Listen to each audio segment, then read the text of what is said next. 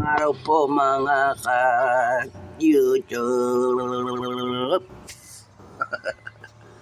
Ayun nga po, share ko sa inyo kung paano ba kumita dito sa GCash, G-Crypto. Okay? So, panoorin nyo lamang po. Ganito lamang po yan. Punta lang po kayo sa inyong GCash app, then punta kayo sa G-Crypto. Then, mag-top up po kayo dito sa inyong G-Crypto, kung ano po yung pipiliin nyo dyan. Okay. So, pag top up po kayo, dito mapupunta. Then, pipiliin nyo dito kung BTC or HBAR yung inyong iti-trade.